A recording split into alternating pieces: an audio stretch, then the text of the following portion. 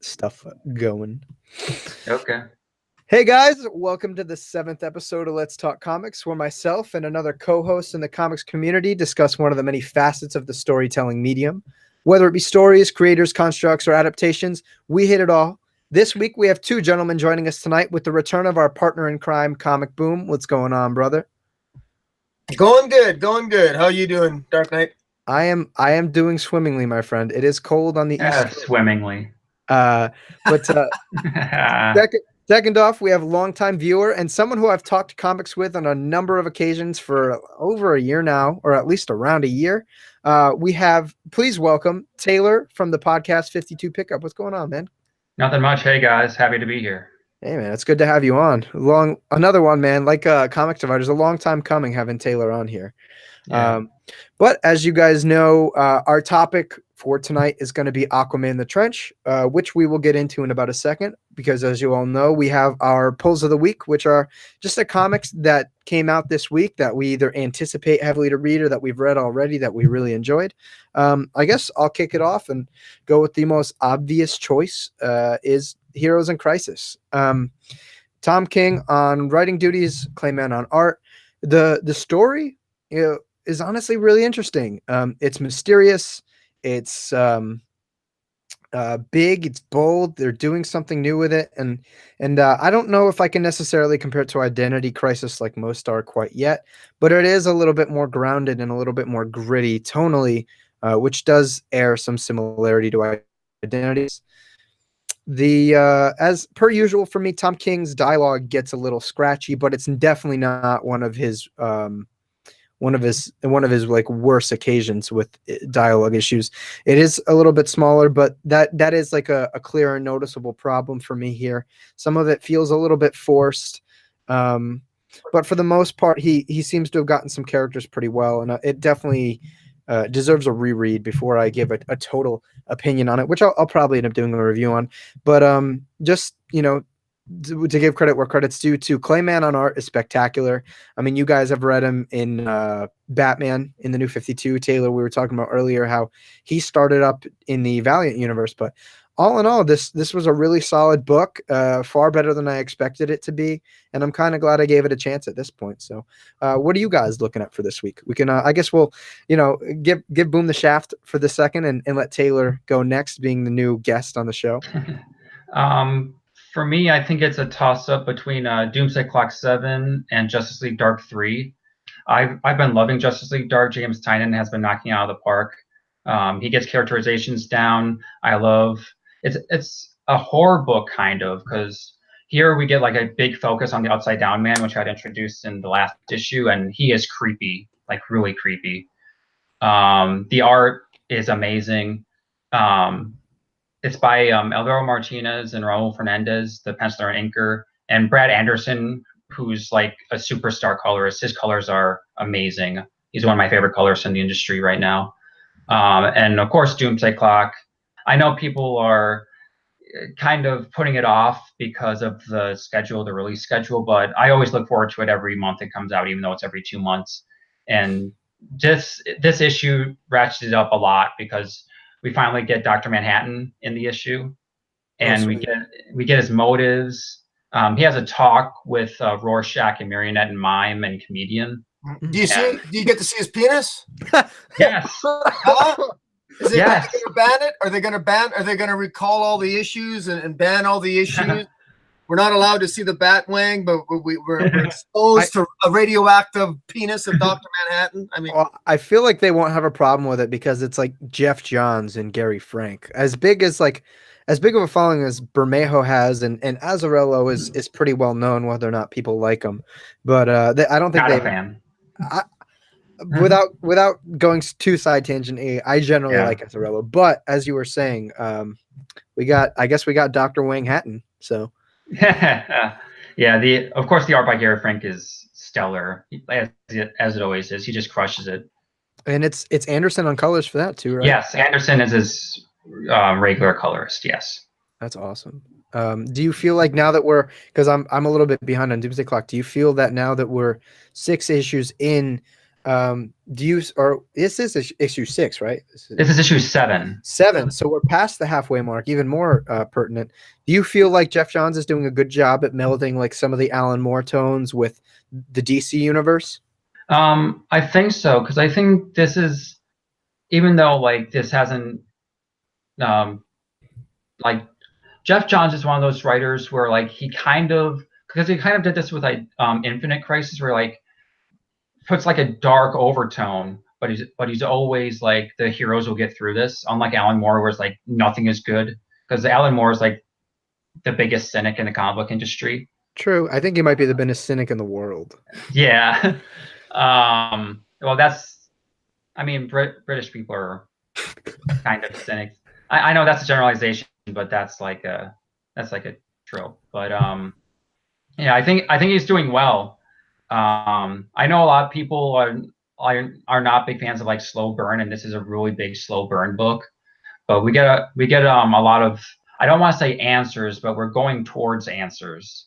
Oh, cool. And I think it's one to read. Awesome. Well, awesome. Cool. So I look forward to catching back up with Doomsday Clock eventually. With all the positive reviews, I'm thinking about just axing my whole waiting until about 10 issues are out and just going forward with it. But ComicBoom, my man, what you got this week? Well, my comics are delayed by 24 hours due to a shipping delivery error, but I'm looking forward to Doomsday Clock number 7. As Taylor alluded to, rumor has it that a lot of action takes place, and that more traditional superheroes, DC superheroes, play more of an active role in Doomsday Clock number 7, I think, because I think the previous 6 issues, which I absolutely loved, I think maybe sort of because of the delays, because the story is it's actually deep. I think it's philosophical. It's deep. It's got a lot of themes it's playing with. I think it sort of lost a lot of traditional mainstream DC readers. This, if it's bringing back more mainstream DC heroes in issue 7, it's making it feel a little bit more real, more development of the Superman theory, and finally an appearance by Dr. Manhattan. Then, you know, so I'm really looking forward to that. The other one I'm looking forward to is, and I've been looking forward to it for a while, is Justice League Odyssey. Saw that coming. I like Justice League Dark, but no buts. I like Justice League Dark. But Justice League Odyssey, because it has Darkseid in it, I'm actually very curious to see how they're going to develop Darkseid. Darkseid I was very disappointed with his portrayal in the pages of Wonder Woman, over 20 issues written by James Robinson. Darkseid at the end of James Robinson's run in Wonder Woman, essentially Wonder Woman used her power of love to sort of forcibly remove all the essences of the Greek gods, force them out of Darkseid's essence, and Darkseid essentially exploded, and he was reborn again as a wandering sort of amnesiac, very vagrant, and now he makes his appearance in Justice League Odyssey as a somewhat of a younger man, and I'm really hoping that they have. I'm curious as to what they're going to do with Darkseid, particularly since, you know, Marvel makes DC look stupid with Thanos. Darkseid should be Thanos level. I don't know how DC can continuously drop the ball with Darkseid. Even, you know, they come out of Darkseid War, it was awesome, but they really badly squandered coming out of Darkseid War. They did a terrible job with Wonder Woman's brother Jason, and how they handled him in Wonder Woman, in my opinion. So I'm really hoping that Justice League Odyssey, it's got great art by Stepan Sajic. He's a great artist, from what I could see by the preview pages. So I'm looking forward to that. Yeah, Sajic, we'll see. You know, I hope things end up pinning out well, because I know they had some issues with scripting, and then Sajic having to redo some issues, and now he's going to be on the issue for less time than they had originally planned. So I hope things pan out well. I'm excited to read it. But you know, I know Taylor, you're a big fan of James Robinson, so I'm interested to hear what you think, like how you think he set up Justice League Odyssey and Wonder Woman. Do you think it? I dropped Robinson's Wonder Woman. I didn't like it. But I have no opinion on that. But I will say I did read Justice League Odyssey. It was very interesting, but it suffers from typical first issue itis, where it's just a bunch of setup. Yeah, a lot of opposition. Yeah, but the art is great, of course, because it's Cedric, and too bad he'll only be on the next issue before he's off because of scheduling stuff. Is it accessible? Yeah. Would you say it's accessible, Taylor? Yeah, it's accessible. It's definitely accessible. You don't have to read anything else. You could just jump right in. Oh, cool. Good. That's awesome. I think that the thing that draws me most to that book is going to be the team composition. So yeah, well, we'll see how that goes. But this week, this was a pretty big week in comics. So, you know, we had a lot to talk about. But unless you guys have anything else to say about this week's comics, we can jump into the main topic. No. Action was also really good this week. I'm loving Action Comics by Bendis. I just love the journalism aspect to it, and Yannick Paquette actually does the art in this issue, and it's great. I love Yannick Paquette. Cool. Oh yeah, Yannick Paquette. He's going to be the artist on Grant Morrison's Volume 2 Wonder Woman, Earth 1. Yeah. Next month. Yeah, he did Volume 1 as well. Yeah. Cool. Well, with that being said, we'll jump into our main topic, which is Aquaman the Trench, which for me was my first exposure to a solo Aquaman story. For those of you in the chat who are watching us, or those who are watching the replay, if you're not aware, this was the first volume in the New 52 for Aquaman. It's written by Geoff Johns and drawn by artist extraordinaire Ivan Reis. I think, you know, we had talked about this earlier briefly about how Aquaman the Trench is largely kind of ignored because it's an Aquaman story, and it's just solid. And I know most of you are probably aware, like, the popular opinion or the popular image of Aquaman in public, but I think that this story, just to give a brief comment on it, it's very aware of that, and it kind of takes pride in proving it wrong. Yeah, that's definitely prevalent in the first issue when he goes into the restaurant and the blogger's there and he's just obnoxious. But it's a great book, and I think one of the cool things about this is it introduces a horror aspect to Aquaman, which I think is super interesting, because even though, you know, we're out there exploring the depths of space, we still haven't uncovered a great majority of the Earth's ocean. So I think it's really cool to bring that concept from reality into science fiction or fiction, however you want to call it. But this issue kind of kicks off with these amphibious trench creatures swimming up from the depths of the ocean, and we don't really know what they're about. We get these little caption boxes where they are saying food, food, food. They want food. And then we pick up on Aquaman kind of preventing this massive heist. I don't remember if it was like a bank heist or it was a bank heist, because the bank robbers are like in an armored truck. Okay. But they're obviously all like, oh, why the hell is Aquaman here? We're not in the ocean, and I don't see any fish around. So again, this is like literally from like page 2 or 3. Geoff Johns is like, okay, we get it. There's this image of Aquaman that people have, and he's kind of just badass. Like, he takes his trident and like flips the truck over, and then you get a couple more Aquaman puns as he's getting shot at, and he just kind of swings his, he's for. I guess it's topical for this week because we're getting two dicks in comics in the last week, but he kind of just swings his dick around and is like, yeah, that's right, I don't need water. So I thought it was pretty cool. I thought that this opening scene for Aquaman really helped establish like what Geoff Johns is planning on doing with Aquaman. What do you guys think? Well, I know it was obvious. It was quite prevalent at the time. I think this came out. It was the New 52, so it was 2011, I believe it came out that year, and it was obviously the inside joke was, well, the inside joke in comics, I guess, was always perceived to be Aquaman. I remember watching, what is it, Chicken, that Robot Chicken.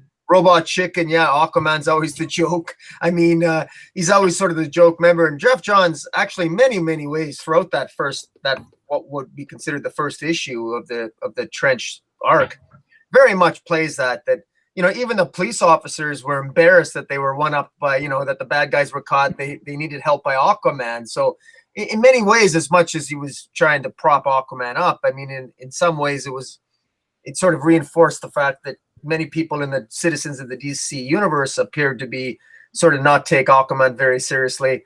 And so by approaching that way, I think John's, I think he did obviously help give a little bit of dignity back to Aquaman, and he has some really cool moments. And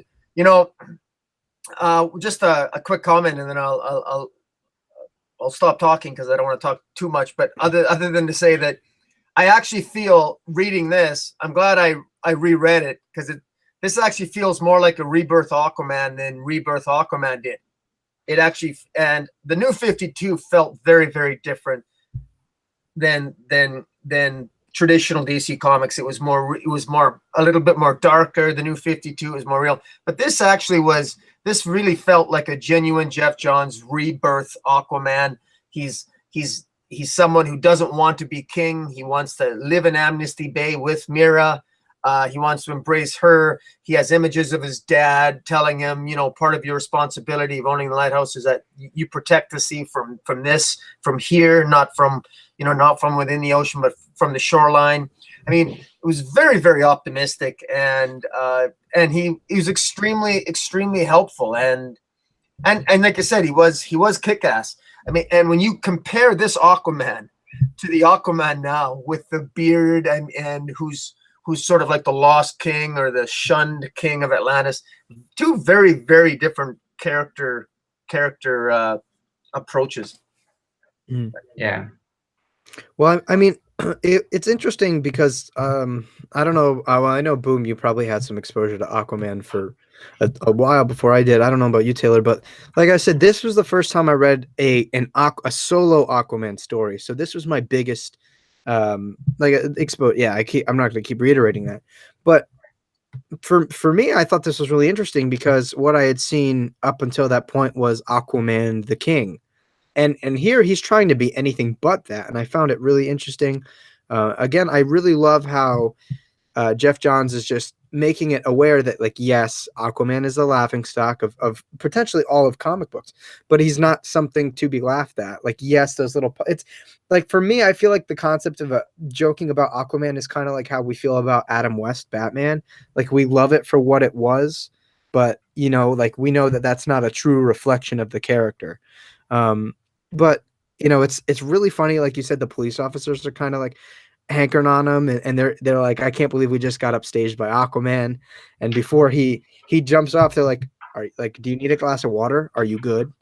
So I thought it was really interesting. And then it leads into this scene, like Taylor had said, where Aquaman walks into a fish joint, and everyone stares at him. It's like, why are you here? You talk to fish. Yeah, it's like, why are you here? This is a seafood restaurant. And then, like, one of the servers looks at, like, is like, I feel so guilty.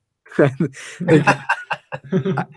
I mean, I like this book because Geoff Johns especially because, like, lately what Geoff Johns has been writing with Doomsday Clock, it's a little bit more bleak. Like, this is where it shows his ability to write very humor. Like, a lot of humor and, like, levity. And I think it's really, like, well suited for him rebooting Aquaman. Yeah. And what I also love about this is that I know we're getting into the art later, but Ivan Reis just totally knocks it out of the park.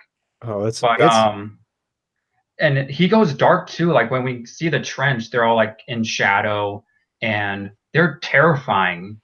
They're pretty much anthropomorphic piranhas, but the way he draws them is just terrifying.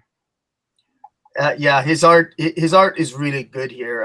I'm staring at it. I'm looking at a scene right now where he stops the bank robbers, and the one robber picks up the machine gun and shoots at him, and Aquaman just sort of turns his head and squints, and then just a little trickle of blood down his forehead. It was just, there was no dialogue in that whole page, except, well, other than Aquaman saying put down the gun, but the look that he gives that robber, and there's a little trickle of blood coming down Aquaman's forehead to brilliantly convey the fact that Aquaman is not bulletproof, but he's 98% bulletproof. Yeah. And just a really beautifully drawn scene. And of course he doesn't harm any of the robbers, but if looks could kill, they would be they're definitely a badass. And too, speaking on Ivan Reis's art, throughout the book we get these little like flashback scenes in Arthur's life, and it looks very like painterly. I think Ivan Reis does a really good job. I don't know if it was a separate artist. I don't think so because I haven't seen credits for it. But like it is this really like painterly style that like immediately you're like, okay, this is like there's some quality about it, and I think typically like artists will use like a whitewash across the art and like fade the lines a little bit, but it's like you can distinctly see like, oh, this is like this scene in the past that he's remembering, and it also looks beautiful. It's much like what Jim Lee did in Hush, or what like, the present story. Yeah, or what Greg Capullo did in The Court of Owls with young Bruce Wayne. And in particular the orangeness of Aquaman's sweat. I mean, every single page, the lighting and the coloring is extremely vibrant. The first thing you see on every page, and I'm seeing it, I'm looking at now, I got it on a split screen for my end here. It's just gorgeous. I mean, Aquaman pops off the page. And you know, it's on the one hand, while Aquaman, when he's in that restaurant, while he might seem a little bit annoyed by the attention he's getting, on the other hand, as a reader, I can't help but laugh at him a little bit because, my God, man, you glow like an orange sun, and you're walking in with a trident, which you probably in our world you'd be arrested for carrying a concealed weapon. And then he even pretends to threaten one of the patrons that annoys him, somewhat jokingly, but. You know, obviously you're going to draw attention. I don't know what he was expecting. I mean, I draw attention if I wear this cap, for God's sakes. And, and I'm no Aquaman. Well, to be fair, he does live in a world with Supermans and Batmans and Wonder Woman. So and going on, sorry to interrupt you, but going on with that scene, I love the end of that scene where he gives the waitress the 2 gold doubloons. It's like she's like, what do I do with these? It's like, put your kids through college, because she was giving Aquaman that. I don't want to say spiel, but she was giving Aquaman that speech where it's like, I work here because I want to put my kids through college. Like, I know it's a terrible job, but it gets me by. Yeah, that was really funny. I mean, this entire restaurant scene was full of levity. Like back in the restaurant, literally, like this guy is like that one annoying guy that tries to talk to you over the booth, and he's like, "You can't get fish and chips." He's like, "Why not?" He's like, "Because you talk to fish." He's like, I don't talk to fish. That's like a prevailing theme of this book. He's like, I don't talk to fish. Yeah, and then the guy like annoyingly inserts himself into Aquaman's booth and is like, tell me some more Aquaman things. And then, you know, we get those cool, like beautifully done flashbacks of him and his father and how this restaurant has some level of sentimental value to him. But I was going to say, one of the things to realize too about the continuity of the New 52 and then this story takes place is that nobody in the DC universe thinks Atlantis is real. Because that's one of the guys that is bugging them, because they, you know, nobody believes Atlantis is real, and that's part of the reason why they think Aquaman. Some of them, there's almost a suggestion that some of them aren't even sure if Aquaman exists, or if he does, he's a joke. And so there's a lot of mystery surrounding Aquaman, and they don't even. And even with Aquaman being present, they question whether or not Atlantis is real, and he tells them it is. And so that was one of the continuity changes of the New 52 that many people didn't like. You know, again, that John's just sort of went with, but I mean, he makes it work here. So notwithstanding that, but it is something worth pointing out. Yeah, for sure. And before we move on to the story, I did want to like coattail off of like what you guys were saying about how like Aquaman pops. One of my favorite things about Reis's art in this book is that like he just like puts this quality to like the various metals on the screen, like the trident or like the chainmail. Yeah, like it just looks so good. He is great at like rendering texture. Like with the trident and with the scale mail, and also with like the green gloves. Like he's great with texture. And as we were saying with the colorist, who is Rod Reis, no relation. But I asked that, and it's confirmed that he has no relation to Ivan, even though they have the same last name. That's interesting. But I love the colors because, as ComicBoom said, there's a lot of bright oranges. And that really makes everything pop. And but when we go to the depths, there's a lot of like dark blues. and that's a great contrast. Yeah, that's a really good point to be brought up. I'm looking at like one of the pages with him and Mara on Amnesty Bay, while like the ocean, the waves are just coming up on the rocks, and it's just like him and Mara, just like that contrast between him and the ocean, I think is really stunning. It just looks great. But here's also where we get the fact that Mara and him are to some degree in a relationship, not quite married, but then you kind of flash forward to the trench creatures. Do they have an actual name besides like the trench monsters? Or No, they're just called the trench. They don't have a name. Okay. Well, they come up and murk a couple of fishermen off the coast of Amnesty Bay, and that's like where we get to see them really in action. And they're I've always interpreted like whatever they sound like has got to be similar to like Alien. In Alien versus Predator. Yeah. That's what I hear in my mind. But you get like these little caption box. All they want to do is eat. And at this point, like we come close to Aquaman and Mera in their home life, and we get a little bit more of that intimacy. And we get a little bit of bad energy going. There's a photo of Arthur, his father, and Dr. Shin, right? That's his name. Yeah, Shin. That's his name. Yeah, who was, I guess we find out later, was like research partners with his father and helped, or not even research partners. He was an associate or an acquaintance of his father who helped Aquaman learn how to use his powers, but tried to later exploit him for his research and for notoriety. Yeah. But so the police show up to their door on Amnesty Bay, and they're like, well, some shit went down by the docks. People are missing.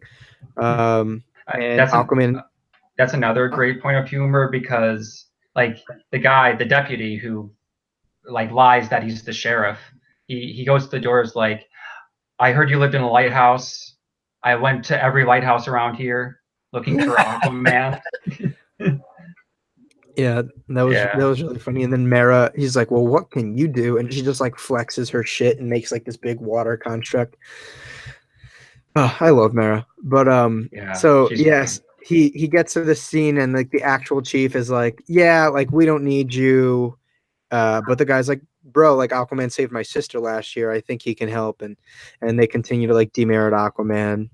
And as he does his telepathic mojo into the sea, he's like, I can't read anything. Like everything nearby is dead. And that triggers something to where some of the trench creatures hop out of the water, and you get this cool like fight scene between Aquaman, Mera, and the monsters from the trench. And again, like it just shows how freaking good Ivan Reis is, because he's able to draw like those cool like intimate scenes at Amnesty Bay. Yeah. And like these super, super cool action scenes. And again, like the colors, they just pop off the screen. Yeah. Like this was like, for me, again, being like the first time I was really reading Aquaman, I was like, holy shit, like he's a badass. I'll never make fun of this guy ever again. Yeah. It's really funny because like Johns is a really big fan of Aquaman. If you've like, he had a big role in Blackest Night and Brightest Day. Mm-hmm. And that's really where Johns like really flexed his muscles on writing Aquaman. Then he came on here and just kept going. Oh, it's just like, it's such a cool fight. Like if you guys haven't read this book, I think you're gonna like the story anyways. But picking it up just for the artwork, I think is 100% worth it. It is a stunning book. But so as Aquaman's shredding him up, he goes to like the leader of the pack and tries to hit him with the trident, and he just like catches it, and you get that whole like uh-oh moment, and he marks him with like his like paralytic saliva, and it's just like this, like marks him as food, like we're gonna bring him down to the trench. And I think that's really interesting, because Johns clearly does, I think, his research to some extent on like the habits of animals when preying on their food, or and I thought that was really cool how like they use some sort of saliva to mark their prey. It to me, like being a sciencey guy, I thought that like brings this level of like science fiction rather than just plain like fantasy fiction into the story. Yeah, I also really like the way that the whole story, it actually feels it really does feel like a character driven story. And by the end of the first arc, he's gotten to know the town a little bit, and the town feels more familiar with him. And even though he doesn't, it starts off with them sort of, asking him maybe a lot of stupid questions. Do you talk to fish, et cetera, et cetera. By the end, I mean, he's one of them, and he does feel like even he does gain all their respect. And in many ways, we're like the people of Amnesty Bay as the readers. We get to respect Aquaman by the end of the story, just like they do, because we had the same questions. We kind of thought, maybe we didn't think Aquaman was quite the joke they did, but we kind of did. I'm not gonna say that Aquaman's my favorite Justice League hero by any stretch, but he's not. He's probably ahead of Martian Manhunter for me. Well, I was gonna say you did go out of your way to get some pretty dope Aquaman swag. So there's got to be something behind it. But Jason Momoa, hey, my man, my man. Isn't the design on your shirt? Is it Pelletier or Ivan Reis artwork? You know what? I don't know. I'll let you guys. I'm not sure. That's like David Finch to me. It could that looks be. like a cover from Brightest Day. Yeah, and then there's there's the Blackest Night. It's the Blackest Night Aquaman shirt. I think Taylor might have just answered my question. That is a dope shirt. Yeah. But moving forward, we get another scene in Arthur's past where his father is kind of looking out at the sea and waiting for his mother Atlanta to come back to him. And I guess he had made a promise to be there every sunrise in case she came back. And for those of you who are aware of Aquaman, she went back to rule over Atlantis. And something I want to ask, because I don't know, I don't know what each of your individual exposures were to Aquaman before reading this. How do you feel about what Johns is setting up here with his relationship with his parents and his earlier origin versus what was done in the past? Well, again, my first exposure to Aquaman, because my first comic was Blackest Night. Going in the door with Geoff Johns, but like I never really read too much into Aquaman's origin because like most, I wasn't really into Aquaman at first. I was into like Batman, Green Lantern, a little bit of Superman. I feel this was a great jumping into Aquaman because it gives you his origin while not specifically like going in far to his origin and not making it an origin book. I feel this use of flashbacks is great because you get the main story and you get the juxtaposition of the flashbacks to give Arthur motive. That's a very good point. And again, that juxtaposition almost helps to establish what Arthur is doing in the main story. But how do you feel about it, ComicBoom? Well, Aquaman has never been my favorite character, and I do have honestly when Taylor was mentioned Sub Diego, I think the Sub Diego adventures and all this other. I think I have all those issues. I've got the Peter David and the Rick Veitch or whatever it is, and I got other Aquaman that I honestly, Dave, I don't remember any of them as being particularly spectacular in my mind. Not because they're not well written. He's just never been a character that's really resonated with me. Geoff Johns was the first one where I think he put Aquaman on the map in the modern age. Geoff Johns did, because he got rid of the baggage, at least in this opening arc. He just really, I forgive my use of putting it this way, but he sort of dumbed it down. I mean, he really humanized Aquaman. Because Aquaman was always basically this guy from Atlantis. He's inaccessible. Who is this guy? The fact that he was, he's trying to get to know people in Amnesty Bay. It's a small knit community. It's a very character driven, very easygoing arc. There's nothing complicated about it. These villains aren't sophisticated villains. For once, the most interesting character in this arc isn't a villain. It was actually Aquaman. Possibly Mira had some excellent scenes too, and we'll talk about that, I'm sure. But Aquaman was the most interesting character in this arc, which is rare because, I mean, often in Batman and Superman, the most interesting character is a villain. And to me, that's always a cop-out. It's always a cop-out.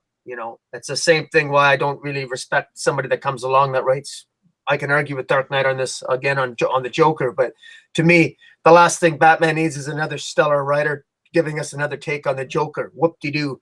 You know, tell me something interesting about Batman. That's, you know, I mean, that's what I like about this Geoff Johns art, is really where he is. Yeah. Geoff Johns' story is that Aquaman is the most interesting person in the story.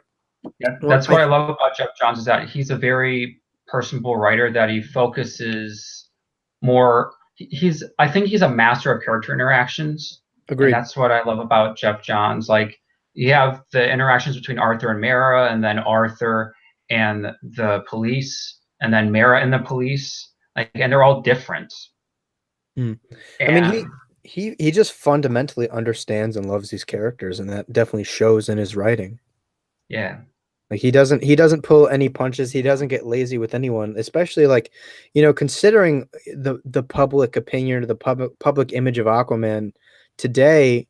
I think he even tried more so to highlight all of the great qualities about the character, because a lot of people wouldn't even give him the time of day, me included at the time. You know, I'd picked up this book because I have I don't know if he's watching right now, but my best friend, I was trying to get him into comics because I was like the only person I knew that was into comic books at the time. And just to spite me, he'd be like, fuck Batman, I like Aquaman. And so just to like call him on his bluff, I bought him this book. And like an asshole, I read it before I gave it to him because I wanted to check it out. And I saw Geoff Johns' name. And at the time, being new into comics, I was like, oh, like I know this name. And I really liked it. And like I gave him this book, and he's like, wow, this is actually pretty good. Like, I no longer have to bullshit you about liking Aquaman. So like this story will always have like some sort of sentimentalism to me. And now, like, you know, he's like also the same guy that was like, I will never collect comics and whatever. And he has long boxes in his place. Like he picks up comics based on what other people are saying. He'll, you know, like, it's funny because I have a picture of him because he shits on Batman. He was like bagging and boarding White Knight. And I was like, from the guy that said he'll never read comic books. So I'll always have like I'll always have a you know, a soft spot for the story, but it's, you know, also really well written. And tying back to what ComicBoom was saying earlier about how it's really good about, like, it shows a lot about Arthur's character interacting with the people of Amnesty Bay. I think that's kind of a foreshadowing on how he's going to handle eventually becoming king again. So that really definitely foreshadows Throne of Atlantis. Yeah, and I think it even to a degree foreshadows part of Rebirth, because he's kind of like, when he becomes you know, when he loses the throne, spoilers, to again. Yeah, again. The throne again. Yeah, again. But not of his own volition this time. He still knows how to handle himself well. And I think that, like, it shows that Aquaman is not only like a valuable as a king, but can do things in his own right. Yeah. But so the story picks up back in the fight after or in the fight with the trench creatures, and like the leader is kind of throwing Aquaman around. He tries using his telepathy again, and the thing just like bites through his chainmail and leaves like this big like gnarly scar on his shoulder here. And then of course his girl has to like overshadow him, and you know, starts water bending the hell out of everything, and starts beating some ass. And you know, we just get this cool gruesome like knock him down, drag him out fight between Aquaman and the leader of the trench. And you know, it ends like you would expect. They end up triumphing over the trench in to some degree, and they all start running away. And this is where we learn that it's possible that where they are down in the trench, their environment, they've probably exhausted a lot of the nutrients and the I guess the supply of sustenance and food. So now they're venturing up into the surface. So what I think is really interesting here is that we have a villain that's not doing this out of like a plan or a scheme. It's just instinctual and animalistic. And I really like that, because you don't get that a lot in comic books. Like, the villain always has to have either a stupid idea or this incredibly intellectual and an insane plan, you know, ergo the Joker in Endgame or whatnot. So I really like how they integrate this part of a villain and how it's more animalistic. Yeah, and I think that underscores my earlier point about it was a good choice of a villain by Geoff Johns because the villain was, even though the villain was somewhat one-dimensional in that regard, that I don't say that as an insult. It was an understandable villain because it was just doing it for food. It was part of its nature, and then it allowed the focus to be Mira and Aquaman. Yeah. And the people and the characters in the community and how they responded to this creature. And that the creature was really just that foil, or that manner in which everything was sort of juxtaposed against. And it was the perfect way to get new readers, introduce new readers to Aquaman, and even older readers like myself who were just passing him by, not paying much attention. It was just a very accessible, easy to read, and character-driven arc, and it worked well. Yeah, one of the briefly speaking on that, one of the things I love is that even though this is a very character-driven story, the villain isn't lame. Like oftentimes I feel like an unbalanced writer will have this great character study, but they totally sacrifice the villain and the foil of the story. But I think I wouldn't say they're equal because the character study's up here, but I thought the villain was still really interesting. And again, I love the concept of it being sheerly instinctual. Their motive isn't this a scheme, they're trying to survive. And eventually we'll see that creates conflict with Aquaman here. And again, it results in more of a character study and where we're going to be taking the character from here on out. Yeah. That's what I love about Geoff Johns, because Geoff Johns is a master of simplification. And when you have a simple story doesn't necessarily mean it's bad. It just makes it more accessible. And in other words, like an overly complicated story could be worse because then there's too many things to juggle. Yeah, I agree. And I think it's the true test of the true test of a writer to be able to do both types of stories and know when either one of them are appropriate to kind of help along the course of the narrative. Mm-hmm. But so we learn all of that. A couple people pop some Aquaman jokes. As we learn that their saliva is actually like turning people into cocoons so that they can store them for food later. And we see Aquaman rip a dog out of one of these cocoons. So and one of the little trench people is still there, tries this whole surprise attack, and they murk the shit out of the little trench creature. Yeah. But yeah, so I mean I've been going on for days about the story. Do either one of you want to pick up with what happens next? Are we into the desert issue then? No. That's like way after. We're on issue 3. Oh, we're in issue 3. And Aquaman and Mera are going to meet, or trying to meet Dr. Shin. Oh yeah, because Dr. Shin, like, he's just like he's kind of like a hermit. He's like in a shack, or like he's in a house on the beach, because I guess he was ostracized because the way Dr. Shin is characterized here is that he's kind of a nut. He's kind of crazy because he's the one that's rambling about Atlantis, and like he wants to find Atlantis and no one believes him. And like we see Aquaman going there and he's trying to like talk to Dr. Shin, even though he doesn't really want to talk to him because, as we said earlier, he tried to I'm forgetting the word.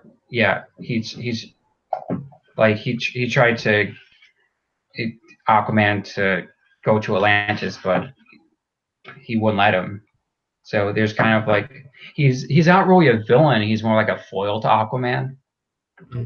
And I found the way that Geoff Johns, because Shin was like invented for the story because this is the first time that he appeared, and he does have a big role later on, which we won't get to because he has a big role in like Throne of Atlantis, but we won't get to that now. Yeah, I was because Dr. Shin was something where in this opening arc, that was the one thing that it was obvious that Dr. Shin would play a bigger role later, or at least because I guess that was the only weakness in this opening arc was Dr. Shin. I'll say. Yeah, if it wasn't for the fact that there's payoff later down the road in future story arcs, Dr. Shin, I never quite understood why he seemed to be so, you know, I understood why he's obsessed with wanting to be Doctor or wanting to know where Atlantis was, but yet, you know, Aquaman basically uses him. He seems to help Aquaman, and then Aquaman sort of ignores him, alludes to the fact that this Dr. Shin tried to kill him when he was younger as a kid, yet he still goes to him. It definitely raises a lot of questions because he certainly seemed harmless. He seemed, like you said, he seemed like a hermit. He seemed like a Japanese hermit, a fairly inconsequential character. And it was the one character where it kind of made me go, you know, why is Aquaman, you know, going back to this kind of like an academic loser who's shunned by his community? Because, and I almost felt sorry for him a little bit because clearly Atlantis does exist.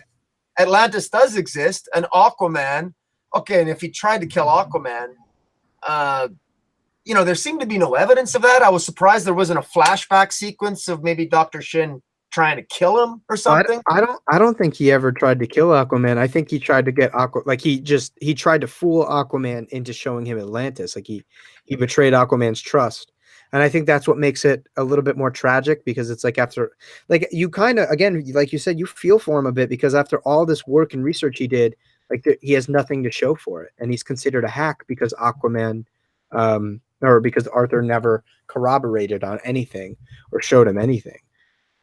Yeah, I mean, and this, especially when Aquaman goes to the cafeteria, wherever that is, on Amnesty Bay, and he's confirming to people that talk to him that Atlantis exists, you know, and then he's turning around and he's, you know, somewhat being blasé about it. I mean, it just, you know, I mean, I don't, it seems a little bit disingenuous why he should be so, and maybe I'm just being overly, I'm admittedly being perhaps a little overcritical. It just seems to me that of course people are going to want to be obsessed with where Atlantis is. I mean, they shouldn't surprise him at all, especially when he walks around in a suit with two, you know, carrying money with two gold coins can put a waitress's kids through college, and then he's, you know, shocked or dismayed or insulted by some academic wanting to know where Atlantis is. I mean, it just seems there seems to be a lot of extremes there where you could, on the one hand, feel sorry for Aquaman, on the other hand, you know, Johns did succeed in creating some sympathy for a character that would later go on to be somewhat of a villain.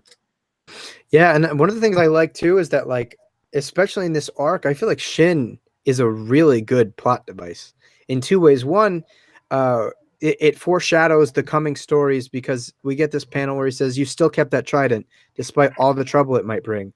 So we already know here that there's going to be some issues with his royal blood and the throne of Atlantis.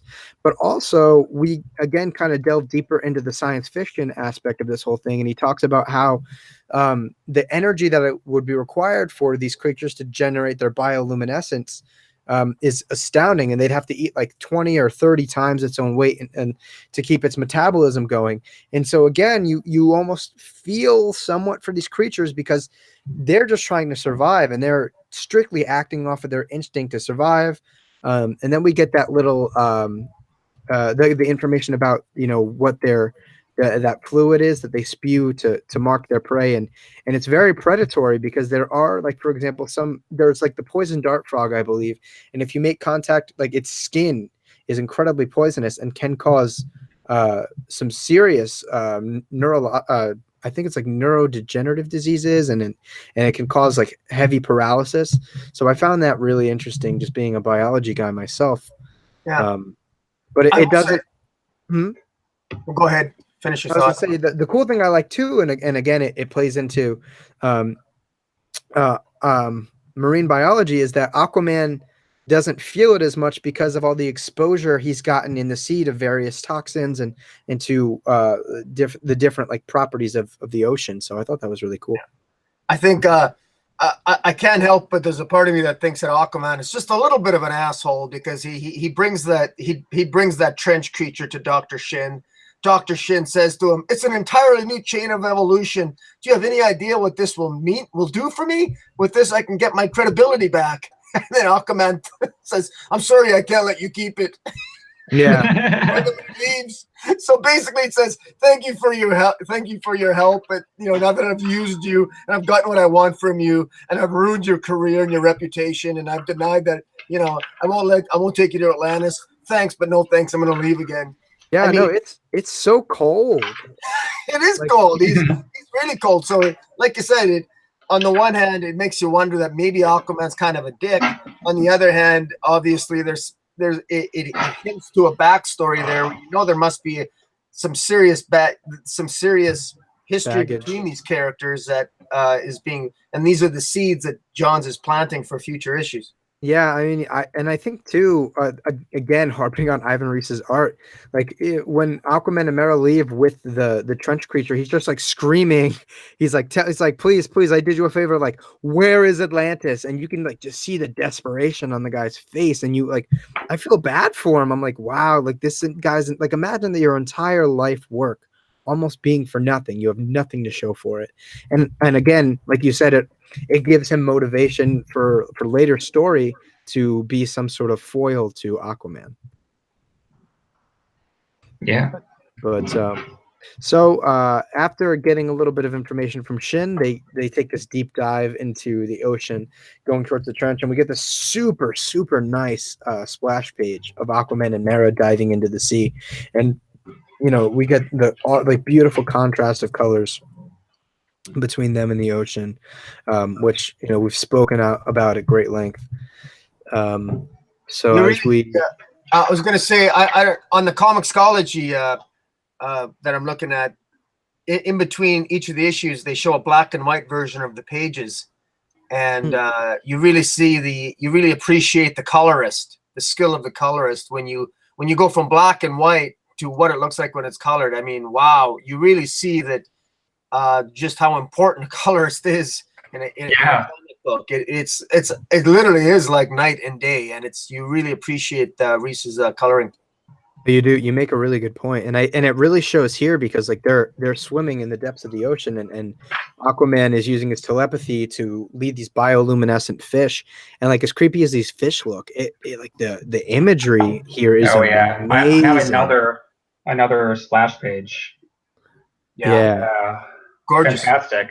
No, it looks so good, and you just see like Aquaman and Mera, and like and again, like we play at Ivan Reis's use of textures and knowledge of like the materials, and how like the light is reflecting off of Aquaman's chainmail and off of Mera's crown. It just looks so good in the contrast with the depths of the ocean and how creepy it is. And you can also see like the slimy texture of their skin and all that. It just looks great. But so as they're swimming down, they find like this unnatural like rock formation near like these volcanic pits, and it's you could tell it's very primitive, but it's clearly not like I said, it's not natural. So they obviously swim towards it, and that's where we learn that there is like this big mother trench creature. So we get a little bit of matriarchy going on here as they swim down, and we find out that like these creatures are dying because like there's this premature trench creature that kind of flies towards them, and Aquaman just kind of pulls a what's it called? Jesus. Like Matrix as the fish swims past them, and it just dies, and as they're swimming farther and farther down into the trench, they just find all these premature trench creatures and again this establishes this like it almost has like an air of like environmental agenda, so to speak, like the protection of the environment, because like these creatures just don't have what they need to sustain themselves. And I feel like with Geoff Johns being as intelligent as he is, this might also be a commentary on how we as human beings, like, we're overextending the environment, and we're exploiting what the earth has to bring to us. I don't know, again, that's just conjecture, but as intelligent as Geoff Johns is, I don't think that would be a hard stretch. No, definitely not. But so they swim down. We see the big mother trench creature. As we find out that they bring back the whole cocoon thing. There's hundreds of people and potentially more pets in these little cocoons that they're storing to use for food. And Aquaman, like in this awesome feat of badassery, he starts to push up this entire like base in the trench, like their nesting ground, and he's just pushing the whole thing up out of the water to try to save all these people. And like he has to do it slowly, or else like the change in pressure will kill the people, which I thought was really, really cool. Again, playing on a little bit more like the science fiction aspect. And it's like the creatures are attacking him, and it really portrays like it adds like this the more common Superman quality to Aquaman. Like he is making this huge sacrifice and could die here just to save all these people. And I really, really like that. This was for me like one of those moments where not only is Aquaman a badass, like he's truly, he truly deserves to be among like the big 7 or 8 in DC's pantheon. Yeah, it's funny because when I read that scene with him where he's bringing the cocoons up and he's apologizing to the trench creatures, essentially saying, "I'm sorry, I can't speak your language, but I can't allow you to use us and basically eat us." I can't help but if that was Superman would have found some way to bring them food. He would have found some way to feed them. Aquaman didn't, and I this isn't a. I just thought that was I think it's an interesting observation that Aquaman, he made a hard choice. I mean, the trench creatures are going to die. I mean, he didn't do anything. What I found interesting, he didn't do anything to help them. So he saved the humans, but he didn't help the trench creatures. But I get what you're saying, but for all intents and purposes, what really could Aquaman have done? Like it like unlike Superman, he wouldn't have been able to hold off all of these creatures. You know what I mean? Like, so but what I could though. No, but the thing is, as he bragged earlier to the people in the cafeteria, he doesn't talk to fish. He just pushes them. He influences their membranes. I mean, he could have fed him a pile of goldfish or some damn thing. Or I realize they require a lot of food. How many times their body weight. But I just thought that of all the life in the sea, it could have been. Again, they're bad creatures, and he probably would prefer them to die. But my point is that it's badass, and I actually like it. I like a little bit of badassery. Superman wanting to save everyone all the time kind of pisses me off. I liked when Wonder Woman cut off Maxwell, or snapped Maxwell Lord's neck. You got to be badass sometimes, right? No, so I like that about Aquaman. I like that he's not afraid to make those calls, but I do find it interesting that he didn't. I think what's really interesting too is it really contrasts like his regality with the notion of like animalistic predatory nature, in that like he did what he had to do to survive and to pursue the survival of the people he's trying to save. You know what I mean? It's like, and again, it's not, I can't call it like Machiavellian at all, but like I think you could call it Machiavellian a little bit, because in fact, I like that choice of words, Machiavellian, because Mira makes the observation to Aquaman that don't you recognize a queen and king when you see one, because so you could, in many ways, Arthur and Mira are like king and queen, and they're in the throne room of the king and queen of the trench creatures, and it's basically do or die. It's like two kingdoms fighting each other in a sense. It's almost like there's I suppose you could even make a Game of Thrones reference there. The trench creatures invaded another land, and now they're going to reap what they sow. Yeah, no, I mean, I think there's just a lot of commentary on it. And again, what you were saying in Aquaman's like, I'm sorry, I don't speak your language, but I have to do what has to be done. I think there's also some sort of like socio-political quality or message about war. You know what I mean? Oftentimes, like we'll go into war or we'll inhabit other countries because their idealisms are different than ours. And we do it even though we don't quite understand them. And sometimes, it can be for the greater goods, but other times we don't quite understand like what their motives are, but we just have to act on it. So I think that's really interesting, and pulling that tie in with the notion that he was once a king, and spoilers, will eventually be king again. But Geoff Johns plays with a lot of juxtaposition here with different thematics. And I really like that. It makes the story and the character study far more complex. Yeah. But so as Boom was alluding to here, he's trying to fight off the trench creatures, and the mother trench creature, is swimming up after him, and she's huge, and he's like, I'm sorry.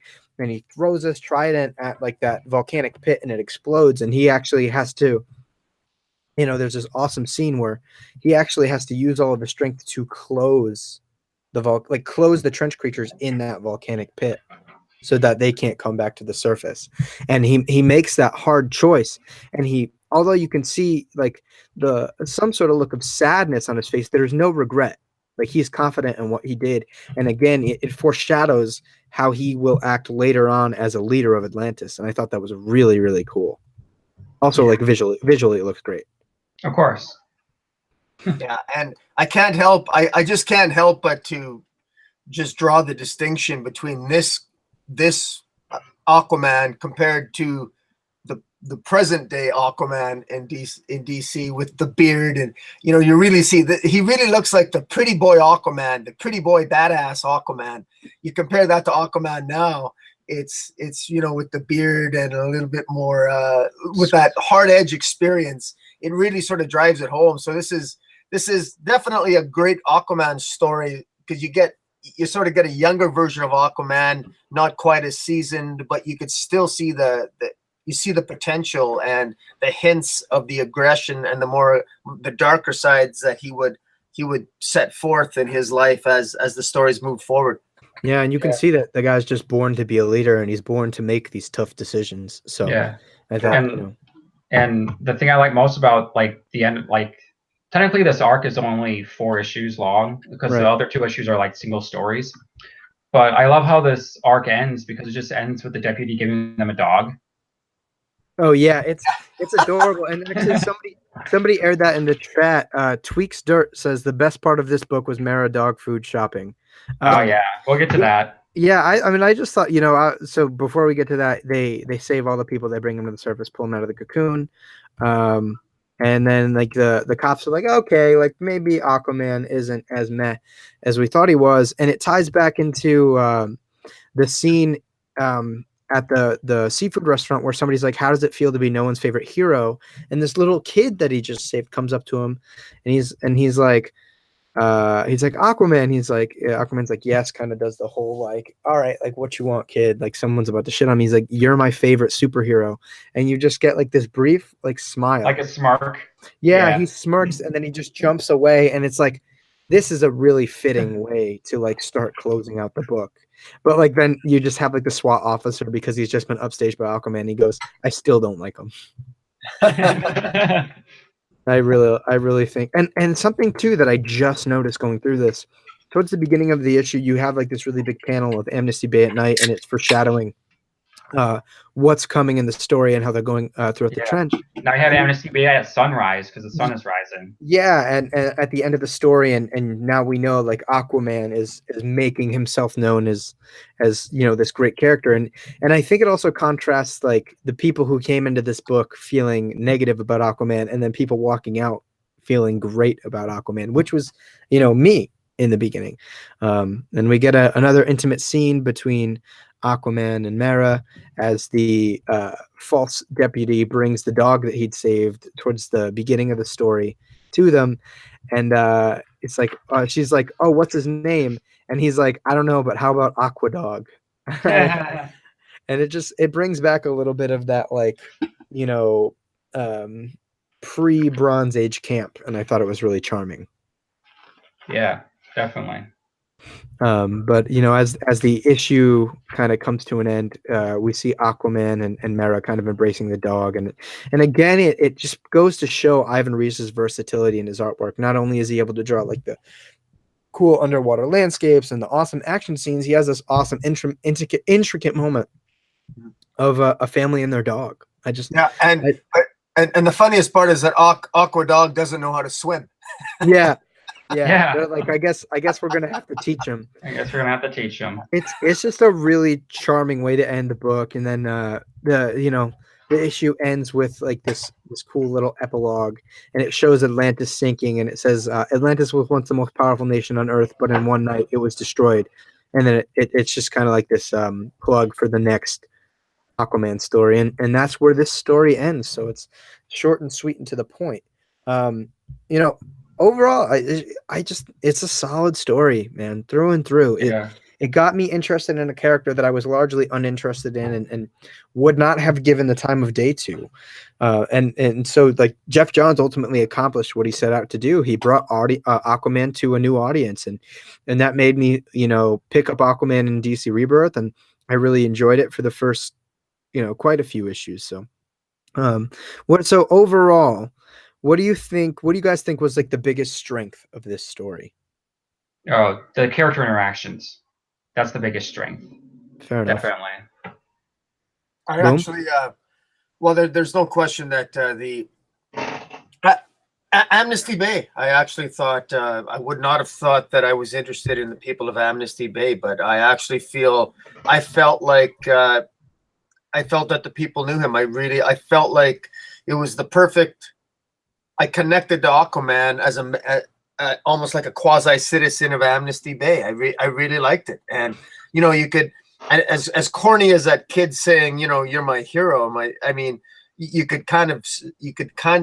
felt heroic, and you felt like Aquaman was a cooler character at the end of the story than when it began, because I was absolutely jaded against Aquaman. But this story really did build him up and made him be more respectful. And I think there's shades of this first 4 issues in Aquaman in the Warner Brothers movies, in Batman v Superman, and in Justice League, with how Bruce Wayne in the movies, met Aquaman, going to Amnesty Bay in the movie, because I think it's Amnesty Bay in the movie as well. If I in the cinematic DC universe as well, I think. I don't know if it was specified. But... Yeah, I don't think they name dropped it, but like for comic book fans, I think it's safe to assume. Yeah, but I mean, it sort of was reminiscent of that with me. That it's a little, the characters of Amnesty Bay are a little bit darker in what I would say the movie version. Maybe they weren't called that, but in any event, I think that since I openly wonder, I'd be curious to know if this Geoff Johns interpretation, since he had some connection with the Warner Brothers movies, I'm sure that his influence here had some influence. At least that would be my guess. Oh yeah, the Aquaman movie is directly based off of this run.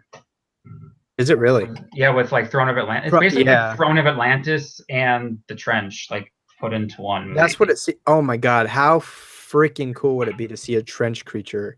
You know in that trailer where like the whole, like you see that big thing like enveloping the screen? That's the trench. Those creatures that are like enveloping the screen like halfway through the trailer. Dude, that's the trench. I never thought of that. No, that never even occurred to me. I'll have to check that out now. I was over here like fangasming over how good Black Manta looked, and I didn't even notice that. That's all, dude. If they show the trench creatures in this movie, I like because like the cinematics and the effects, like a little side tangent, but still Aquaman related. The cinematics and everything look fantastic. And if they are able to find a way to like, even as just like a little like plot device or a way to move the narrative along, they like show us a trench creature, I'll lose my mind. I'll probably be like the only person in that theater losing my mind, but nonetheless I will lose my mind. I know at least one more person that will lose more of a mind than you, because he's a huge Aquaman fan. But yeah, I mean this story, I can't even be as specific as you guys, because I think I liked pretty much all the strategies here and the devices that Geoff Johns employs. We get a lot of harsh contrasts in thematics, whether it be the whole eat or be eaten and man versus nature and the whole desert scene and the whole desert issue. Well, that's in a following story, but and then we also get this whole royalty versus reality, and there's a lot to it. Right. And again, we have the beautiful character interactions, and every bit of Geoff Johns' script is elevated by Ivan Reis's versatility. When Boom had brought up that scene with the little boy, it's just like it almost reminds me, and it's only because I've been exposed to Gleason's art first, like the big Gleason eyes, like the big, you know what I mean, like the big charming Patrick Gleason eyes that he uses for children, and it's like, man, like it just gives you like this sense of childish excitement. And Edwin in the chat goes, Geoff Johns reviving characters left and right. You're not wrong. Yeah, because what's funny is that Aquaman did get killed like in the early 2000s, and he brought him back after Blackest Night. Well, I mean, even in the eyes of the public, you got to think out of the big 7 or big 8, as you might want to call it now, Geoff Johns revived 3 of those characters like to the public spotlight. Yeah, that's nuts, almost half. Yeah, which I think is another thing to put under Geoff Johns' belt, and it just gets me excited for whatever he has to work on. For you guys, was there anything that about the story that you thought could have been improved? I mean, it's hard to say because a lot of stuff that is like glossed over is like put into more detail later. I guess that can be like a negative, but it's not really a big negative for me because I like big setup stories and that. But I understand where you came from, ComicBoom, with Shin. I feel like, yeah, he is kind of the weakest link of the story just because like he doesn't really do much in this story. Yeah, I mean, I think for me, I don't dislike the Shin thing because I think it sets up. Yeah, I don't dislike it either. I just understand why people wouldn't like it. Right, that's a fair point. What about you, Boom? Is it Shin? Or are you going to maintain that Shin is the weakest part of the story? Well, and like I said, I like the way Taylor put it, and that is that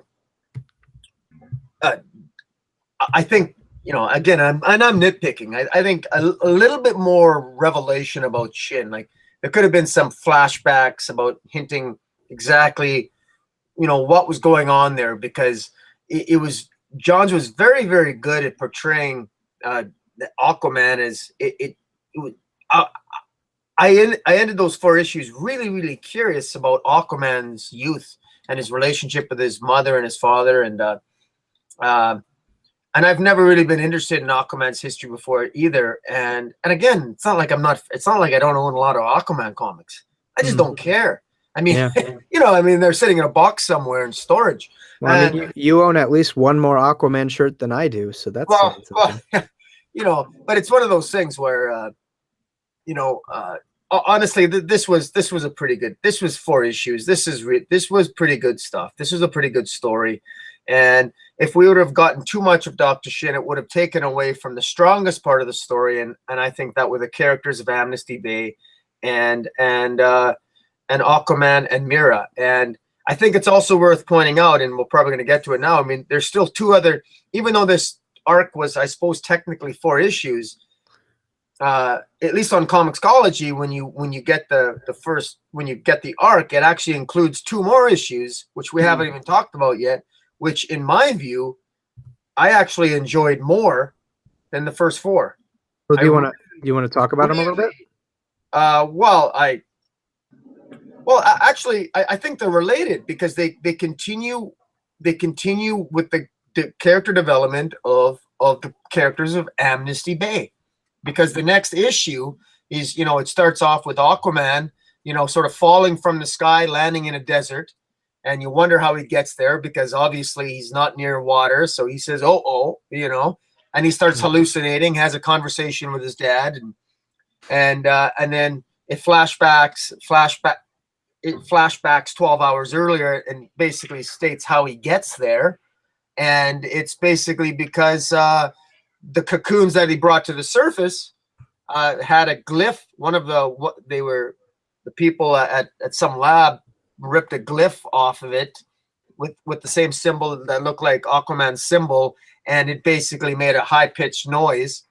And Aquaman goes there to investigate, and they're attacked by an army of a high-tech army, which would be revealed later, but at the time you're guessing that maybe it's Atlantean, and they're attacking because they need to get this glyph. And meanwhile, Aquaman, in trying to stop them, ends up jumping on the ship, and he ends up in the desert. But those scenes, while that's playing out and that mystery is playing out, the next issue, the 5th issue, is called Lost. That's juxtaposed against Mira, ending up Mira, of course, shopping for dog food and interacting with the citizens of Amnesty Bay, and she ends up dealing with the domestic incident with the guy, with the husband, threatening his wife, and that leading into what I think is one of the most kick-ass scenes of Mira that has ever been portrayed in when she sucks the water out of the guy.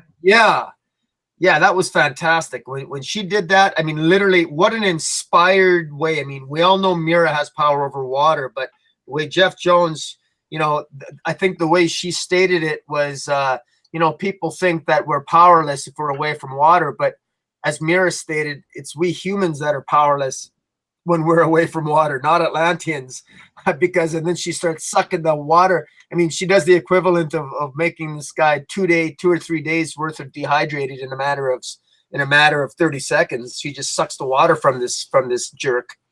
And I mean, totally badass. And she becomes heroic. So we have this in 6 short issues, 5 issues really. We get more connections to the people of Amnesty Bay. Mira gets closer to the people of Amnesty Bay. Mira is shown to be kick-ass.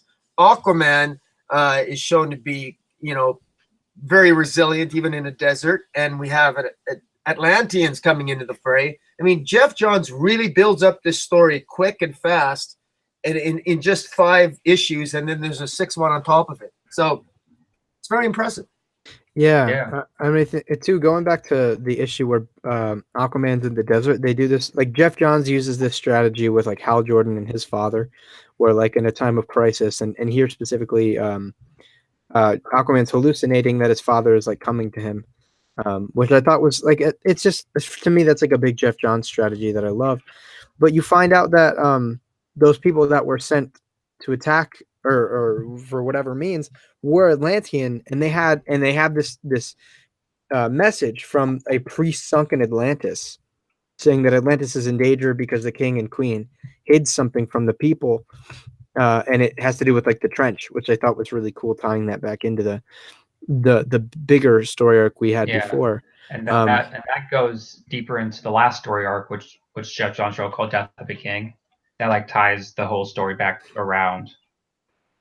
Yeah, and it's like this message is very like Star Wars hologram type of deal, where like there's like this water construct, and he's like, they're gonna break through soon, and then you just see combat and it ends.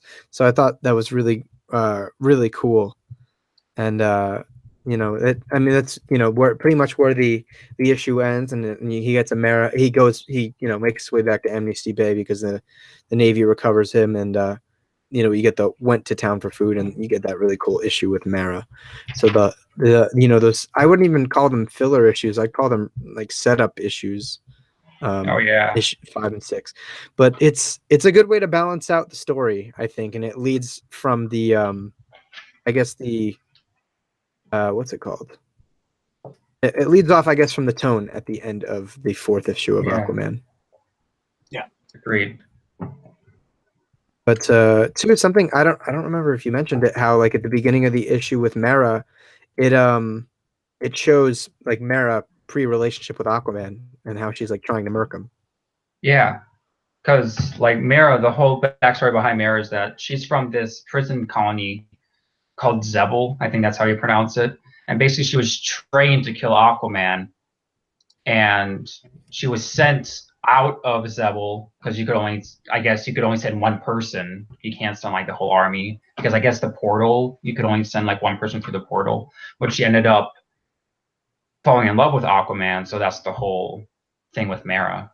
Yeah, and what's interesting too is this issue with Mara, Joe Prado, who's typically Ivan Reis's inker, is given credit for the artwork, and it's pretty good. Yeah. Like it's not Ivan Reis, but it's solid artwork. Yeah, it's very clean. I like it. And you very much like, while she's going throughout Amnesty Bay, you really get that like small town, kind of isolated from most of the world kind of vibe, which I really like. Yeah. And Mara's like walking around in like her scale armor and crown and stuff, and it's a cool juxtaposition of like royalty in. It's kind of like aristocrats in small America kind of deal. Yeah, and before we get to that scene with like the daughter and her dad, of course, the scene when she's shopping, she stops at like skeevy manager from like feeling her up. She breaks his arm because he was like getting touchy with her. I like that scene. Okay, I lost you for a hot sec. I don't know if I said I like this scene where like when she's shopping and she like there's the manager, like the male manager that's like very skeevy and like is trying to like get with the other like worker, and he tries to feel up Mara and he's like no, she just breaks his arm. I like that scene. She's independent. That was definitely a way of setting up Mira, showing the difference in Mira's attitude and attitude toward women and the way she doesn't tolerate that kind of crap. Yeah. And it was good. It was a well done scene, and and again, they beautifully drawn too. I mean, Mira's another one where, you know, her and Aquaman at some point, if I'm going to make a joke out of it, they should have a conversation, because I mean, these two, I mean, they stand out in a room. I mean, she's bright glowing green and he's bright glowing orange, and she's wearing this crown, and she's going to go shop for dog food. I mean, there's just, you know, I don't know, like an Aquaman, it's just kind of funny. I mean, so she's feeding Aqua Dog, and then she ends up in the back of a police car because she makes a scene in the convenience store buying dog food, and then she, I mean, it was actually such a crazy story, but there was something believable about it. You could actually see it happening in a small shoreline community, and you could see Mira's frustration when she's watching this domestic incident take place, and this cop can't handle it, and so, you know, you could just see her almost mumbling to herself, "Screw this, let me handle this," and she gets out of the cop car and deals with it. I mean, it was a really I can definitely see that being in a movie. That whole thing played out. You can, you know, the best comic scenes in my view are the ones that you can conceptualize as a movie in your head as you're watching it, and it's just flawless. it's beautifully written. Yeah. And Geoff Johns too, like, it just displays his understanding of characters, because he keeps her character consistent. Like, you know, like you said earlier, she's kind of like, who are you talking to? We're royalty. And even here she's like, all right, ho, like, time to get that smack down. And it also shows too, like, her, like, that cool contrast between when she was trying to kill Aquaman and how she feels about him now. She's like, obviously she just wants to like let loose on this guy, but like for Arthur, she's like, you know what? No, like, this is what he wants us to be right now, and that's what I'm gonna be. So I thought that was a really cool, just like, look at her love and affection for Arthur. Yeah. And how she like ultimately like puts her pride down, lets herself get cuffed. You know, I thought it was an awesome moment for her. I agree. There's one final thing, as if there was just as a final insult for Aquaman insulting Dr. Shin, or his attitude toward Dr. Shin. That the last page right before the very last page, where it talks about Atlantis, in one night Atlantis was destroyed. Who sank Atlantis? And it says continued in Aquaman the others. In the page before that, you know, Mira wants to talk with Aquaman, and Aquaman says, "Can we talk on the way?" And she says, "On the way where?" And Aquaman says, "To see Dr. Stephen Shin. He's going to tell us who sank Atlantis." And I'm thinking to myself, this is a guy who you won't even bring him to Atlantis, but now you presume you're going to walk over. He's going to tell you how Atlantis sank. You're probably still not going to want to show him Atlantis. So this is a guy who's helping you out. He's helped you out against the trench creatures. You're going to him for more information, and you're treating him like a complete a-hole. And you know, it's just again, it's like, who's this Dr. Shin? You know, it just sort of really whets the appetite. Yeah, and again, we get another cool scene of like Mara's past, as you know, we find out she didn't kill Aquaman, and I don't think she pursued it to super great lengths, and she actually becomes exiled from her kingdom because of her love and appreciation and respect for Arthur. And I think it's especially because, like, at this point in their continuity, they're not married anymore, or they're not married yet. So I just like it. Again, another still not married, even though she proposed to him in Rebirth. But Dan Abnett, it's not touching that with a 10-foot pole. Sadly. Yeah. We'll see. I don't know, because I had always like little side tangent after the DC Universe Rebirth, and she proposes to Arthur. I always figured they had gotten married off panel, like in that, like at the start of the run they're already married. I don't know, like I don't know. have they alluded to that not happening at all? Dan Abnett hasn't mentioned anything about it. I don't know. I feel I like remember. I feel like we were safe to we were to assume. Oh yeah, no, because actually he did. They're not married because she had to go through the widowhood, and she never went through the widowhood. Oh, I thought her going through that was a product of them being newlywed. No, that's for the wedding. Oh, good. Well, good eye. In the Mira miniseries, she wasn't married. In fact, in order for Mira to become queen that she is now, Mira actually, I think there was even a wedding in the Mira miniseries. I think it was in issue 4 or 5, and then she used that as a pretext, trial by combat, to ultimately become queen. If I remember that story correctly. Yeah, I picked up the miniseries, but I haven't gotten a chance to read it yet. I picked up the first issue and dropped it. I wasn't interested. Oh. Yeah, it was happening alongside. It was happening alongside that miniseries. Happened alongside the Aquaman series, which happened to be drawn by Stefan Sejic. And so, so no, they're not married. They're not married. I mean, they're still. I think they are still intimate in the Sync Atlanta series that just ended with the crossover with Suicide Squad. Mira and Aquaman are still close, but Aquaman wants to stay away and not interfere with her as a queen, and he's sort of working covertly behind the scenes while Mira does her monarchical duties.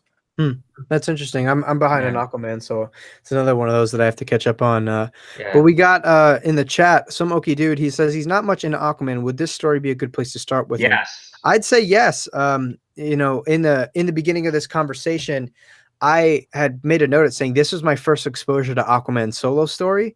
The art's great, the story's great, the study of character and the contrasting and juxtaposition of thematics is huge. Definitely go back and listen to the rest of this conversation once this is like fully posted to YouTube post going live. But little personal plug. If you want to pick it up, there's a link in the description to go to Amazon and pick it up. Some of that money goes to support the channel. So if you want to read it, you want to support the channel, that's a good way to go about it. And if you strictly buy digital, I can set you up with a digital link. But yeah, definitely go check it out, man. Awesome story. That's the whole reason we decided to talk about the Trench tonight. Yeah. And the first 6 issues are on Comixology are $5.99 American. So I think it's regular $10.99 or $12.99, but it's on sale at Comixology. So, I mean, $5.99 for 6 issues of Geoff Johns. This is more than worth it, and you'll get, beautiful art, beautiful, great story. It's well worth it. Yeah, for sure. And after this story, Geoff Johns went on to write 2 years for Aquaman until he left, and he wrote the Throne of Atlantis crossover with Justice League. And after Death of a King, which was his last story, which ended, I think, in issue 25, Jeff Parker took over. And I heard he had a really underrated run. Paul Pelletier was the artist on that, who was the artist for the last chunk of Johns' run after Reis left. But after this isn't really a controversy, but it's more of a fan thing. After this, after Death of a King ended, after his whole run ended, Geoff Johns started teasing Rise of the Seven Seas. And it still hasn't happened yet. Yeah, I think you brought that up in the comments of a previous video too. Yeah, people are bringing up the tease. He's like, it was from 2013, 2014. He's like, Death of the Seas is Rise of the Seven Seas is still happening, and it's like, I think Geoff Johns has more stuff on his plate than to worry about Rise of the Seven Seas, because he's writing Doomsday Clock, he's writing 3 Jokers, he just has too much stuff. He's writing and producing the Green Lantern Corps movie, so I think he has a bunch of stuff on his plate. Do you guys ever think that he'll get back to it eventually? I think there's a possibility that within the next 5 years or so he might get back to that, but I think it also too depends on whatever the post Scott Snyder Justice League world looks like, and what a post Doomsday Clock world will look like. Yeah, it's definitely depending on Doomsday Clock, I would say.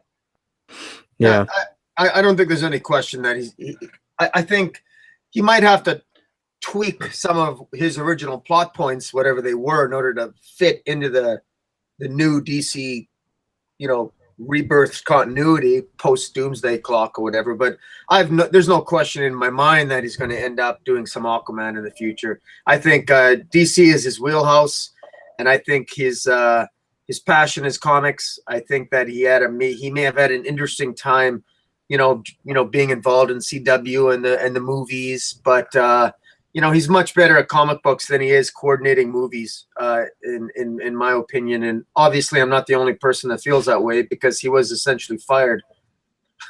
Well, here's the thing about that whole situation. I think that I don't think that they really gave Geoff Johns a lot of say. I think for the most part, he was like an advisory role that they could or could not follow. I don't think he had a lot of authority. I feel like Warner Brothers just looked at him as like, you're the comic book guy, and that's cool, and we'll put your name up in the credits, but you don't really get a say in the matter. Yeah, I think the only one which kind of shows that he had big influence on was Wonder Woman. He wrote part of the, if not, I think he co-wrote the script with Patty Jenkins, did he not? He co-wrote the script with Alan Heinberg and Patty Jenkins.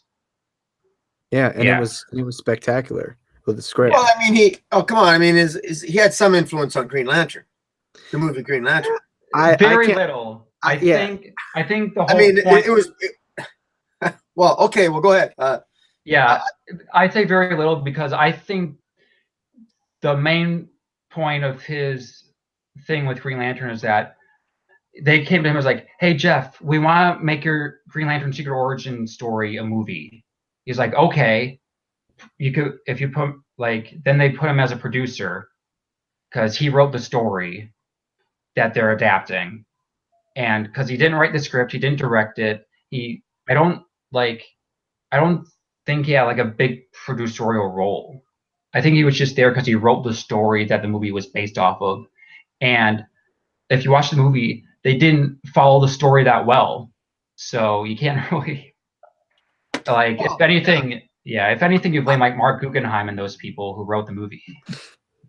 Yeah, well, there's a whole slew of things that were wrong with that Green Lantern movie, which well,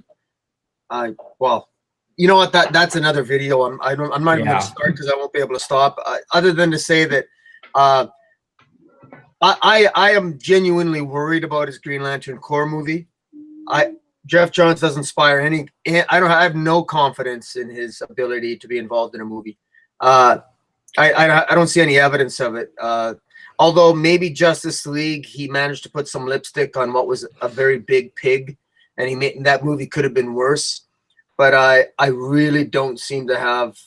I don't know. I mean, I really hope I'm wrong. If I so want Green Lantern Corps to succeed. I want that movie to be kick-ass. But Green Lantern was virtually on every metric. The Green Lantern movie was too convoluted, too much, too over the top. Completely, the whole story. It was a single aspect of that Green Lantern movie. I would have redone everything. Nothing about that movie was done right to me. The casting was fine of Ryan Reynolds. Yeah. But the plot points, all of it shouldn't have been based on Secret Origins.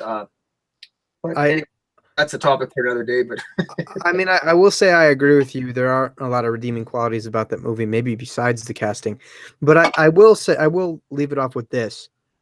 Christopher Nolan was given a producing credit on Man of Steel, and I believe also BVS. And those movies turned out to, well, Man of Steel was good, but BVS was kind of a dumpster fire. So it could just be, again, they gave Geoff Johns a producing credit because they used his story the same way Stan Lee gets an executive producing credit on every single Marvel movie. So I think that goes to show, and I believe Green Lantern came out like just as he had stepped up to the CCO role. And I think that it's about a year after because he became CCO during Brightest Day, and that was in 2010. Okay. So yeah, so with even with that clarification, I still feel like Geoff Johns did not have a lot of input in the movies in general. I feel like they gave him Wonder Woman because it's like not a lot of people really knew how to deal with Wonder Woman, but like when it came to Justice League, they were like, oh no, we're gonna let the movie people handle Justice League. It's too big for you, comic book guy. And I think, I think that he ended up getting the wrong end of the shaft when the new leader of the DC Films division of Warner Brothers came in because they were like, I'm sorry. I feel like it was just like, I'm sorry, we kind of have to like purge every bit of like this old administration, so to speak. I don't think they did it because Geoff Johns was doing a bad job. I think it's just because he's seen as part of that old administration, which, you know, it is will be seen as to whether or not that was a good decision. But I think ultimately Geoff Johns becoming a creative again was his own decision. I don't think he was very happy not being able to create and do what he does best, because that's what he's most well known for. But you know, everybody kind of sees it differently, and I will say that I don't blame Geoff Johns and Outs for how bad the Green Lantern movie was. I think it was another just, we're using your story, here's the executive producer credit. I'm just selfish because I want Geoff Johns to continue to write comic books. Oh, we all do. Agreed. And you know, so I really truly don't disrespect him, and maybe I did disrespect him, and maybe I should retract. I didn't mean to sound that harsh. I mean, if anyone should give some input on a comic book movie, it should certainly be Geoff Johns if it's a DC movie. And I think as an advisor, it's something to look at. But you know, I just think that, you know, I think it's a good idea for Geoff Johns to maybe step back and then let him step in when the DC cinematic universe is maybe at a different place and is revitalized again at some point, maybe after Wonder Woman 84 or something. I don't know. No, I mean, you bring up a good point. But since we seem to have gotten onto a bit of a side tangent, you guys have any more comments about Aquaman the Trench before we kind of close out? No, I think we pretty much said everything. Yeah. So, I mean, if I could summarize the whole thing, I'd say, you know, if you guys haven't read the story, definitely go check it out. I don't think you have any reason not to. Even if you don't know a lot about Aquaman, neither did I the first time I read it. And I thoroughly enjoyed the story every single time I've read it, which up till now has only been 3 times. But the art is fantastic. The script is amazing. The characterization, the story. I mean, everything about this story is good. So if you guys were to give this book a rating out of 5 gold doubloons, what would you give it? I would say 4.5. So around like a 9 out of 10, like 8.5, 9 out of 10. It was a good intro story. 4.5 gold doubloons. What about you, Boone?